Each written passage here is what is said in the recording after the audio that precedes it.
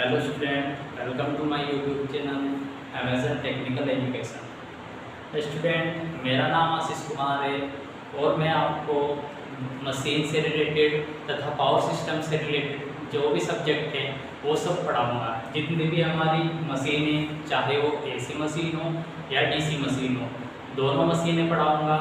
या फिर जो हमारे पावर सिस्टम से रिलेटेड है, चाहे वो जनरेशन, ट्रांसमिशन, डिस्ट्रीब्यूशन तथा स्विच गेयर एंड प्रोटेक्शन, ये सब चीज़ें मैं आपको पढ़ाऊंगा स्टूडेंट। ठीक है स्टूडेंट, तो आज का जो मेरा मेन लेक्चर है स्टूडेंट वो डीसी मशीन से रिलेटेड रहेगा, जिसमें मैं आज आपको डीसी मशीन का कंप्लीट इंट्रोडक्शन दूंगा, जिसमें हमें पता चलेगा कि हमारी डीसी मशीन होती क्या है या किस प्रकार से कार्य करते हैं, या डीसी मशीन के कितने प्रकार होते हैं या कौन कौन सी मशीन होती है। ठीक है स्टूडेंट, तो बात करते हैं आज डीसी मशीन की। लेकिन डीसी मशीन से पहले मैं आपको मशीन का इंट्रोडक्शन दूंगा, यानी हमें डीसी मशीन से पहले पता होना चाहिए कि मशीन होती क्या है। ठीक है स्टूडेंट, तो बात करते हैं मशीन की। तो मशीन होती क्या है स्टूडेंट, अगर मैं साधारण भाषा में बात करूँ, मशीन एक ऐसी डिवाइस होती है जो हमारे कार्य को आसान बना देती है। जैसे एग्जाम्पल के तौर पर मैं आपको वॉशिंग मशीन बता सकता हूँ कि वॉशिंग मशीन क्या है। जैसे हमारा भारी काम था उसको आसान बना दिया वॉशिंग मशीन ने, तो वॉशिंग मशीन क्या है स्टूडेंट, एक तरह से मशीन है। ठीक है स्टूडेंट, तो इसी प्रकार से अगर हम मशीन का क्लासिफिकेशन करें तो मशीन हमारी दो प्रकार से होती है, जिसमें पहला हम कह सकते हैं static machine. Static machine, static machine से मतलब स्टैटिक मशीन होती क्या है स्टूडेंट, स्टैटिक मशीन एक तरह से ऐसी मशीन होती है जो स्थिर अवस्था में रहकर, अर्थात एक जगह रुककर अपना कार्य कंप्लीट करती है या फिर अपना कार्य करती है। ठीक है स्टूडेंट, तो बात करें स्टैटिक मशीन की। स्टैटिक मशीन एक ऐसी मशीन होती है जो अपना कार्य स्थिर अवस्था में रहकर करती है, तो वह क्या कहलाती है, हमारी स्टैटिक मशीन कहलाती है। ठीक है स्टूडेंट, एग्जाम्पल के तौर पर स्टैटिक मशीन में ट्रांसफॉर्मर को ले सकते हैं। ट्रांसफॉर्मर सभी बच्चों को पता होगा कि ट्रांसफॉर्मर हमारा एक स्टैटिक मशीन है या स्टैटिक डिवाइस है जो स्थिर अवस्था में रहकर कार्य करती है। सभी को पता होगा कि हमारा ट्रांसफॉर्मर फैराडे के इलेक्ट्रोमैग्नेटिक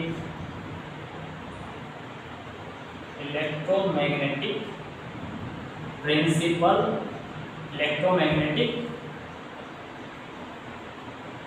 इंडक्शन प्रिंसिपल पर बेस्ड है। सभी बच्चों को पता होगा कि ट्रांसफॉर्मर क्या है, एक तरह से स्टैटिक मशीन है। एग्जाम्पल के तौर पर मैंने ट्रांसफॉर्मर बताया, बाकी आप और भी डिवाइस या वगैरह बता सकते हैं जो हमारी स्थिर अवस्था में कार्य कर सकती है। तो सभी बच्चों को पता होगा कि ट्रांसफॉर्मर फैराडे के इलेक्ट्रोमैग्नेटिक इंडक्शन लॉ पर आधारित है या इस पर बेस है। इसका मतलब क्या है कि जो फैराडे ने बताया है, आप सभी को पता होगा, बेसिक इलेक्ट्रिकल में पढ़ भी चुके होंगे कि फैराडे के इलेक्ट्रोमैग्नेटिक इंडक्शन लॉ बताता क्या है स्टूडेंट। बाकी हम मशीन में तो आपको ये बताएंगे नहीं, बाकी जो हमारे जॉनी सर है वो आपको बेसिक इलेक्ट्रिकल में ये सब चीज़ें पढ़ाएंगे। फैराडे के इलेक्ट्रोमैग्नेटिक इंडक्शन लॉ होता क्या है, ये सब चीज़ें आप डिटेल में पढ़ेंगे स्टूडेंट। तो हम बात कर रहे थे स्टैटिक मशीन की, तो स्टैटिक मशीन के अंदर हमारा ट्रांसफॉर्मर है। बाकी अगर दूसरा क्लासिफिकेशन बात करें मशीन का क्लासिफिकेशन, तो दूसरे क्लासिफिकेशन में स्टूडेंट हमारा आता है रोटेटिंग मशीन। रोटेटिंग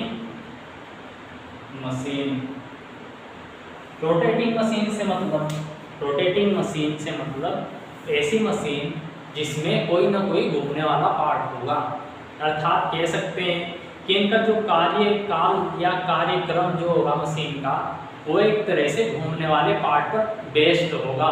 अर्थात जो हमारी रोटेटिंग मशीन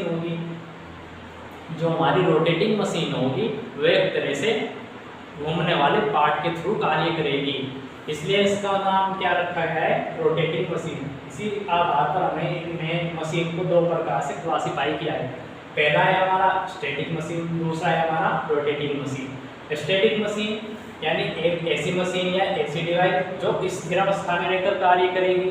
दूसरा है हमारा रोटेटिंग मशीन। रोटेटिंग मशीन मतलब एक ऐसी मशीन जिसमें कोई ना कोई घूमने वाला पार्ट होगा या जिसका कार्य घूमने वाले पार्ट पर डिपेंड करेगा। ठीक है स्टूडेंट, तो अगर एग्जाम्पल के तौर पर रोटेटिंग मशीन के बारे में बात करें तो एग्जाम्पल के तौर पर एसी मशीन या डीसी मशीन दोनों हो सकती है, क्योंकि ये दोनों क्या है स्टूडेंट, रोटेटिंग मशीन होती है। ठीक है स्टूडेंट, तो आगे बात करते हैं इसमें मशीन की। आप सभी को पता होगा जो हमारी रोटेटिंग मशीन है यह एक तरह से इलेक्ट्रोमैकेनिकल कन्वर्टिंग डिवाइस होती है। जितनी भी हमारी चाहे वो एसी मशीन हो या डीसी मशीन हो, एक तरह से इलेक्ट्रोमैकेनिकल डिवाइस होती है। इलेक्ट्रोमैकेनिकल कन्वर्टिंग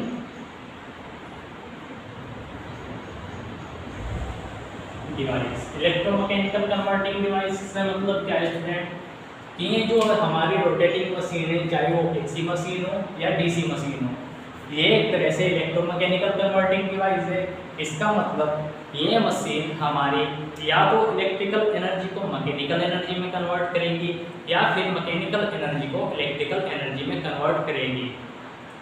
ठीक है स्टूडेंट, यानी ये जो हमारी रोटेटिंग मशीन है या तो ये मैकेनिकल एनर्जी को इलेक्ट्रिकल एनर्जी में या इलेक्ट्रिकल एनर्जी को मैकेनिकल एनर्जी में कन्वर्ट करेगी। ठीक है स्टूडेंट, तो ये हमारी रोटेटिंग मशीन है, इसलिए इनको कहा जा सकता है एक प्रकार से इलेक्ट्रोमैकेनिकल कन्वर्टिंग डिवाइस होती है। इसके बारे में अगर बात करें, बाकी ये हमारा मशीन का क्लासिफिकेशन है रोटेटिंग मशीन।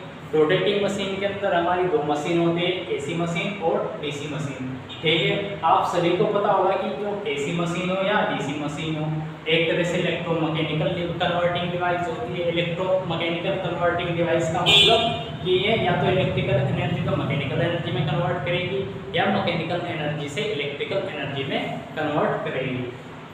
ठीक है स्टूडेंट, तो बात करते हैं आगे मशीन में डीसी मशीन की।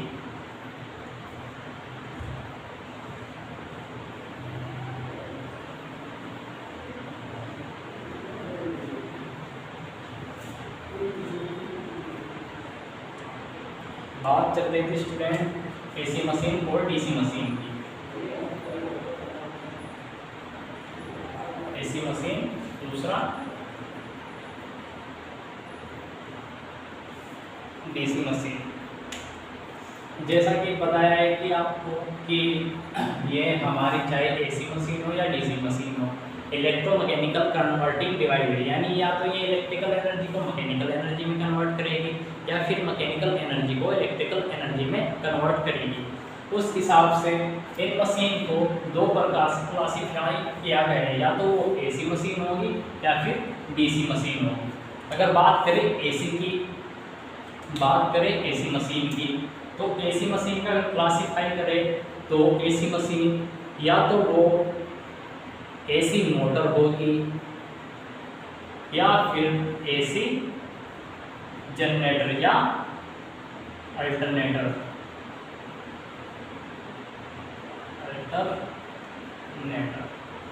ठीक है स्टूडेंट, अगर बात करें एसी मशीन की, या तो वो एसी मोटर होगी या फिर एसी अल्टरनेटर या एसी जनरेटर होगा। ठीक है स्टूडेंट, इसी प्रकार से अगर बात करें डीसी मशीन का क्लासिफिकेशन, तो या तो वो मशीन डीसी मोटर होगी या फिर डीसी जनरेटर।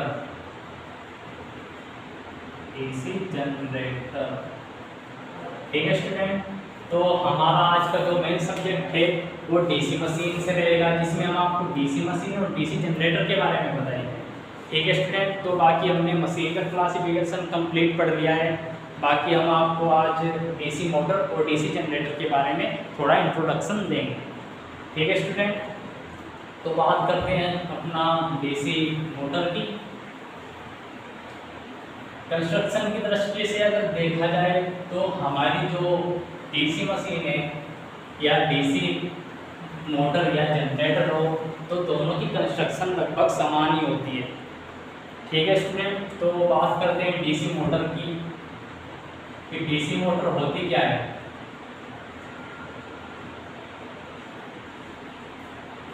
सभी को पता होगा कि मोटर हमारा कार्य क्या करती है। सभी को पता है कि मोटर इलेक्ट्रिकल एनर्जी लेकर आउटपुट में मैकेनिकल एनर्जी प्रदान करती है। ठीक है स्टूडेंट, तो बात कर लेते हैं हम डीसी मोटर की। तो डीसी मोटर क्या है?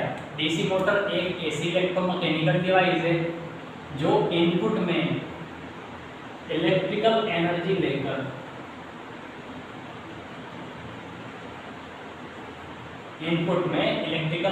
लेकर आउटपुट में मैकेनिकल एनर्जी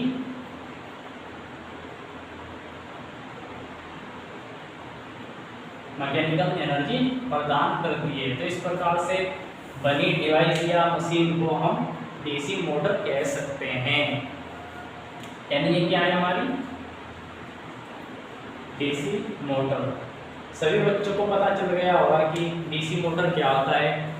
मैं बता देता हूँ कि डीसी मोटर एक ऐसी इलेक्ट्रोमैकेनिकल कन्वर्टिंग डिवाइस है जो इलेक्ट्रिकल एनर्जी को मैकेनिकल एनर्जी में कन्वर्ट करती है। ठीक है स्टूडेंट, यानी डीसी इसका नाम क्यों रखा गया है डीसी मोटर? क्योंकि यह इलेक्ट्रिकल सप्लाई जो हम मोटर को देंगे वो डीसी होगी तथा आउटपुट में मैकेनिकल एनर्जी हमें प्रदान करेगी। क्योंकि बात चल रही है केवल डीसी की, तो इनका कार्य केवल डीसी पर ही होगा। ठीक है स्टूडेंट, तो आपको डीसी मोटर के बारे में पता चल गया होगा। अगली बात करते हैं हम डीसी जनरेटर की। दूसरा है हमारा डीसी जनरेटर। डीसी जनरेटर मतलब सभी को पता होगा कि जनरेटर का कार्य क्या है। स्टूडेंट, सभी को पता है कि जो हमारा जनरेटर होता है वह मैकेनिकल एनर्जी लेकर आउटपुट में इलेक्ट्रिकल एनर्जी प्रदान करता है। ठीक है स्टूडेंट, तो कह सकते हैं कि हमारा जो जनरेटर है या डीसी जनरेटर है वो एक ऐसा इलेक्ट्रोमैकेनिकल कन्वर्टिंग डिवाइस है जो इनपुट में मैकेनिकल एनर्जी लेकर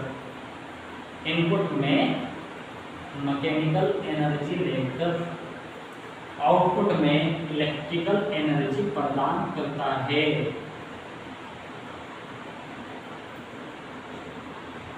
डीसी जनरेटर कहलाता है।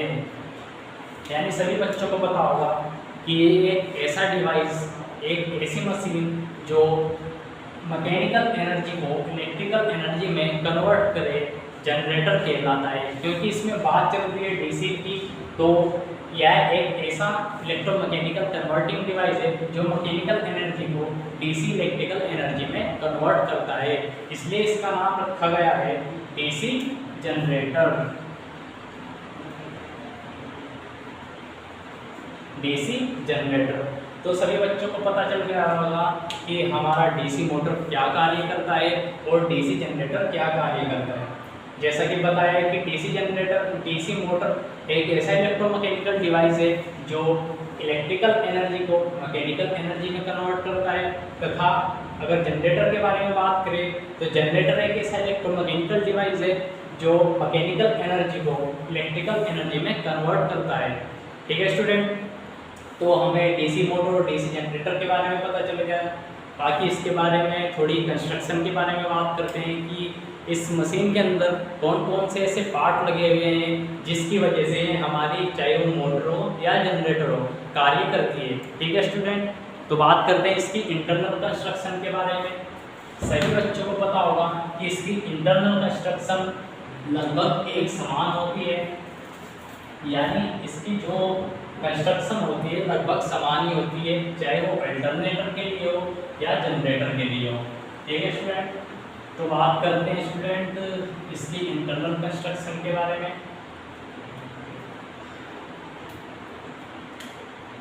कंस्ट्रक्शन कंस्ट्रक्शन, यानी सभी बच्चों को पता होगा कि अगर कंस्ट्रक्शन के बारे में बात करें तो इस मशीन के अंदर कौन कौन से पार्ट होते हैं या कौन कौन से वे पार्ट हैं जिनकी वजह से ये हमारी मशीन अच्छी तरीके से कार्य करती है या कार्य करती है। ठीक है स्टूडेंट, तो बात करते हैं कंस्ट्रक्शन की।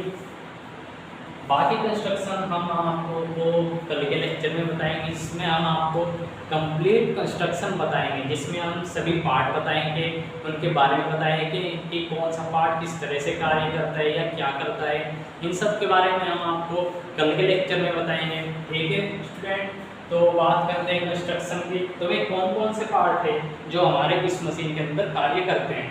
ठीक है स्टूडेंट, तो पहला पार्ट इसका जो है स्टूडेंट वो स्टेटर पार्ट होता है, जिसे हम स्टेटर फ्रेम भी कहते हैं।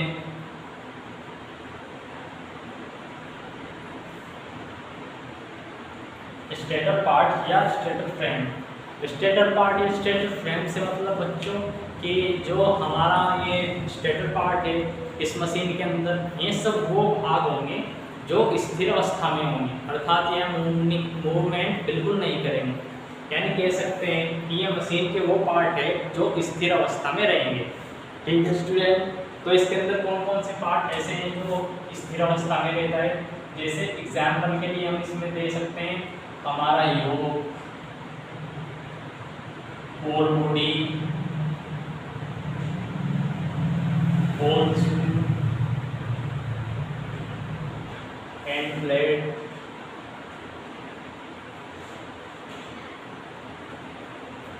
एग्जाम्पल के लिए स्टूडेंट अगर योग, ये सब स्टेटर पार्ट के अंदर आते हैं। योग के बारे में आपको पता होगा कि योग मशीन का सबसे बाहरी पार्ट होता है। दूसरी बात करें पोल बॉडी की, पोल बॉडी वो है जो हमारा मशीन के अंदर रखे जाते हैं, जो हमारा मैग्नेटिक फ्लक्स जनरेट करने का कार्य करती है स्टूडेंट। तो पोल बॉडी के बारे में आपको पता होगा। पोल शू यानी पोल का जूता, जिसमें पोल को रखा गया है स्टूडेंट, वो हमारा पोल शू हो गया। ये सब हमारी जितने भी ये पार्ट हैं, जो pole body, pole shoe and plate, ये सब हमारे स्टेटर पार्ट और स्टेटर फ्रेम के अंदर आते हैं।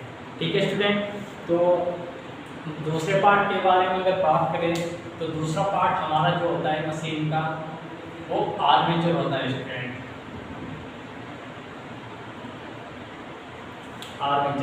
आर्मेचर मशीन का घूमने वाला भाग है जो मशीन के अंदर घूमने का कार्य करता है। ठीक है, चाहे वो डीसी मोटर हो या डीसी जनरेटर हो। हमने बताया कि कंस्ट्रक्शन की दृष्टि से अगर देखा जाए तो इनमें कंस्ट्रक्शन की दृष्टि से कोई अंतर नहीं होता, लगभग दोनों की कंस्ट्रक्शन समान ही होती है। ठीक है स्टूडेंट, तो चाहे वो डीसी मोटर के बारे में बात करें चाहे जनरेटर के बारे में बात करें, दोनों के बिल्कुल समान ही कंस्ट्रक्शन होगी। ठीक है स्टूडेंट, तो आर्मेचर आप सभी को पता होगा मशीन का घूमने वाला भाग होता है। ठीक है स्टूडेंट, तीसरा अगर बात करें मशीन के पार्ट की, तो तीसरा पार्ट जो है इसका कंस्ट्रक्शन की दृष्टि से, तीसरा पार्ट है इसका कंडक्टर या कंडक्टर्स। कंडक्टर या कंडक्टर्स बेसिकली सभी बच्चों को पता होगा कि एक कंडक्टर तो हम मशीन के अंदर बिल्कुल यूज नहीं करते, केवल कंडक्टर्स यूज करते हैं। कंडक्टर्स यानी वे कंडक्टर्स जो आर्मेचर के अंदर होते हैं या हम पोल बॉडी के ऊपर लपेट कर रखते हैं, ये सब चीज़ें हमारे तीसरे पार्ट में आते हैं मशीन के, जो कंडक्टर्स या कंडक्टर्स होते हैं। ठीक है स्टूडेंट, चौथा अगर बात करें इसकी कंस्ट्रक्शन की, तो इसमें कंस्ट्रक्शन में चौथा पार्ट हमारा ब्रश या ब्रश होल्डर होता है।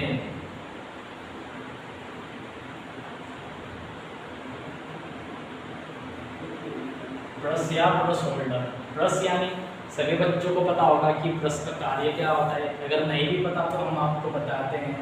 ठीक है स्टूडेंट, चाहे वो मोटर का केस हो या जनरेटर का केस हो, जिसके थ्रू हम इलेक्ट्रिक सप्लाई मशीन को देते हैं वो हमारे ब्रश होते हैं। जैसे हमारा आर्मेचर होगा स्टूडेंट, अगर बात करें डीसी मोटर की, जो इलेक्ट्रिक सप्लाई हम डीसी मोटर को प्रदान करेंगे, तो डीसी मोटर के अंदर आर्मेचर पर लगे ब्रश उस इलेक्ट्रिकल एनर्जी को कलेक्ट करके आर्मेचर को प्रदान करेंगे।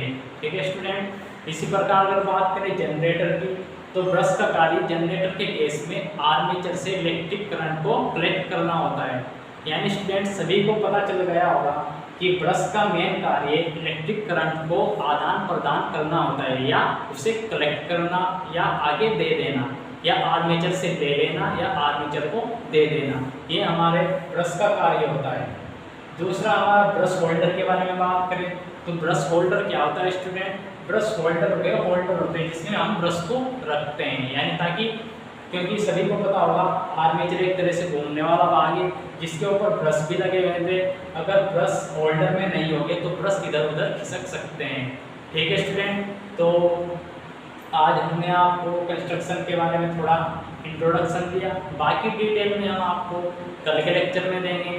तो हमारा चैनल बिल्कुल नया स्टूडेंट, तो सभी से रिक्वेस्ट है लाइक शेयर और सब्सक्राइब जरूर करें। ठीक है स्टूडेंट।